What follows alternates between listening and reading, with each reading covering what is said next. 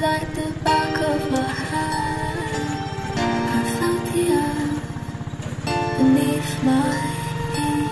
Sat by the river, I didn't make me Munta nga kami sa Pampanga. Saka namin, lapitan Nora. Pumunta kami sa Mapaniki. Muntahan namin ang birthday ng nanay niya. Masaya nga eh, ang daming tao. Dahil dala ako, kaya sumama ako. Matagal pa ako nagpunta dyan. Malit pa ako na nung humipunta ko sa Mapaniki. Ngayon, ang dami na nagbago. Pero ito naman ang palay. Ang laki pa din. Ang sarap pa rin nasumoy ng hangin. Saka nakikita mo yung Nakakatuwa nga at nakabalik ulit ako dito sa Mapaniki. Sa susunod ulit, Tita Nora, isama mo ulit ako ha.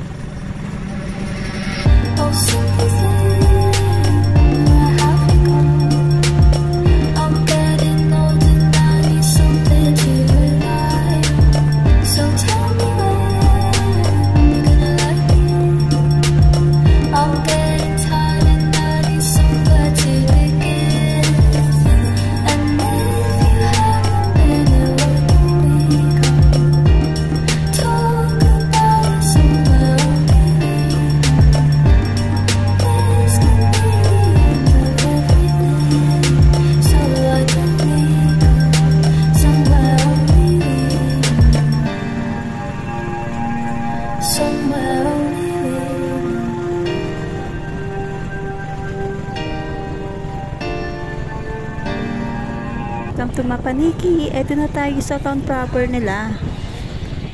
Dati damuhan lang yan, palayan.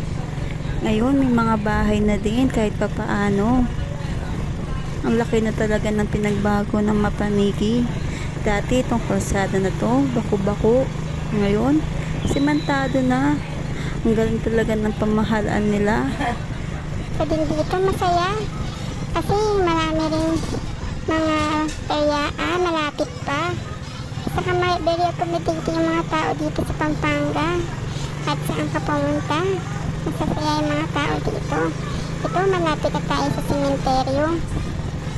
Kasi malapit lang sa sementeryo yung bahay ng kapatid ni tita. Kaya dito na rin kami dumaan.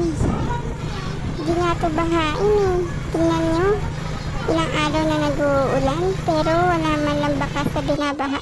Dito na lang. Bye-bye na mga friends. Bye-bye!